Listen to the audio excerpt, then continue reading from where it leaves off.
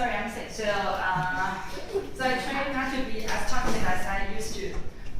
And today, I'm going to talk about something very, very easy. GDP. No way. So easy. Yeah, because you hear that every day, almost every day, literally every day, right, from the news. So we're going to talk about the easiest part of GDP. Don't worry. Okay. So GDP stands for gross domestic product. It's difficult, so forget it. Okay. And normally when we talk about economic growth, we're talking about real GDP growth. When I say real GDP growth, that means we factor in inflation. So we factor, there's GDP growth, but there's also inflation. So when we factor in inflation, we took inflation as a factor, then we call it real GDP growth. In the following slides, we'll just forget it, real GDP, nominal GDP, forget it. Let's just roughly talk about GDP. Isn't it very easy? So easy. No, it's okay. Okay, before 1997, we didn't use GDP as an indicator of economic growth. Who knows what we used? Who knows? Oh, by the way, I really love to ask questions. I'm not a teacher, so I always hold every single opportunity to ask people questions. So, before 1997, what did we use? We refers to Taiwan. Taiwan. 3, 2, 1. Okay, we used GNP, real GNP, gross national product. How to differentiate GDP and GNP is very easy. But I cannot remember which one is which. But you can Google it. You don't have to remember everything because you have not absolutely every access to information. So you don't have to remember it. Roughly speaking, it's this way. 1, include foreigners in Taiwan, but do not include overseas Taiwanese. And the other one is around, like the other one includes overseas Taiwanese, but do not include foreigners in Taiwan. That's the difference. And Taiwan realized that it was a global trend that countries started to use GDP instead of GNP. So on the first day, January 1st of 1997, we started to adopt GDP. And I just mentioned that, the geographical factors. And during the break, 5 minutes ago, Ian just asked me a more complicated question. He asked me, Foxconn has their head office in Taiwan, and it has their factories in China. And then they sell, like, for example, iPhone globally. So do all the revenues be included? Are all the revenues included in Taiwan's GDP? Actually, I doubt it. I don't think so. I don't read news a lot, but if someone says, because the head office is in Taiwan, so that's included, I really doubt it. And I think this is a very complicated question. So, and I don't have an absolute answer for this question, but I really doubt it. Since a question is complicated, there are so many ways to trick people, FYI.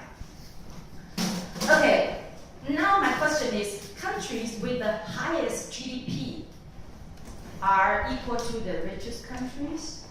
Oh, by the way, I want to tell you one thing, By the way, I want to tell you one thing. The last session when Marcus was speaking, you used my line. Later, I'll tell you. Later, I'll tell you what. Okay. I know Ian is busy, taking the motion picture, but he just shook his head. So anybody else who has other opinions? Countries with the highest GDP are the richest countries? The answers are no. People's Republic of China is the second largest economy in the world. You use my line. Am I right? Okay, top 3 economies in the world. The first one is US, second one is People's Republic of China, third one is Japan. Is China richer than Japan? Of course not. I remember like 3 years ago when China took the second place from Japan. It was kind of big news because in the past so many years, Japan was has the number 2 GDP scale, something like that. So, but China was very humble and they said it's not important because it has a huge population. So anyways, countries with the highest GDP are the richest countries. So I wanna give, so what makes a country the richest country? What's the indicator? Per capita? Oh my god! Oh my god! Yes, GDP per capita. Yeah, which is your GDP divided by the population. So China has a very, very huge population. So he is not rich at all. Let me show you some numbers. You know, when we use GDP, you know, the top 3 are these countries. But when we use GDP per capita, USA ranks number 9, and China ranks number 82, and Japan ranks number 24. I believe you are all curious about Taiwan's numbers. So Taiwan ranks number 25 or 27 from different organizations for GDP, in terms of GDP. For GDP per capita, it's like 37 or 43. Different organizations have different approaches. So, who are the top 3 countries that has the largest GDP per capita? The first one is Luxembourg, second one Norway, and third one is Qatar. Qatar or Qatar. You know, you want to be Arabic, it's Qatar. You want to be American, that's Qatar. Some say American is incorrect, so just call it Qatar. Yeah. Okay. The determination of GDP. This is very easy. The market value of all officially recognized final goods and services produced within a country in a year or other given period of time. So I think the Foxconn question is really complicated. Produced within a country. Anyways, forget it. The point here is the market value and final goods and services. So let me ask you a question. Very, very simple math, right? 5, 5:30. If I buy flour at $5 and sugar at $5 and I make bread, I use all of them and I make bread. I sell the bread at $30. At $30. So how much will be included in GDP? 30. 30. Wow, so easy, right? Yes. The final goods is the bread at $30. These will not be included in GDP. Okay. And then I want to tell you some examples that will not be counted into GDP. For example, when you see GDP cannot reflect wealth distribution. Yeah. Like China, there is a very huge gap between the poor and the rich. And GDP cannot reflect it. And also non-market transaction. Non-market transaction includes like volunteer or unpaid service, or like for example, like moms, somewhere around moms, maybe a full-time homemaker. They stay at home, taking care of all the house chores or do the babysitting stuff. These are non-market transactions, but these are economic activities. They just cannot be recorded officially. And also underground economy. This is another question. What's the difference between receipt and invoice? Receipt.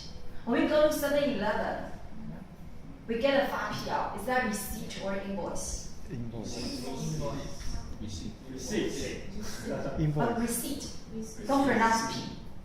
Receipt. Please omit P. Receipt. Or invoice. Invoice. My invoice. Somebody tell me. Lottery ticket. Yeah, kind of. Okay. I'm going to tell you about the definition of invoice and receipt. Receipts certify that you have paid. So when you pay, you get a receipt. So, but in international trade, this is another document, also called 发票 in Chinese. But the document in English is called invoice. Because in the invoice, it specifies the items, the quantity, and the price. But it doesn't certify that you have paid. So in like a 7-Eleven, that's receipts, or receipts. But in what I just mentioned, the international trade companies, what I mentioned, the 发票 is called invoice. So the correct translation of 发票 we get at 7-Eleven, it's receipt. Okay. Let's go back to underground economy. When we go to a store and when we buy something at like $100, and you ask the clerk for a receipt, and the clerk may say, if you want a receipt, you have to pay additional $5 for the sales tax. And you say, okay, then just forget it. I don't need a receipt, just $100. So that's underground economy. Normally the purpose is for avoiding paying tax.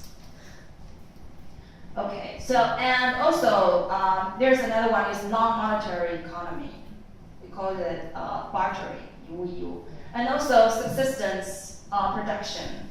Like you grow the crops and you use the crops to feed all your family. You do not take them to the market for money. Then that's subsistence production. Yeah. Okay. My last question. This is the second slide from the last. My last question. You know, when the government, for example, Taipei City government wants to hold a final countdown activity on New Year's Eve, they want to spend like $1 million. And people may say, no, don't hold the activity. Please give the money to the minority, the poor, and the old. So what's the difference? From economic perspective, what's the difference to GDP?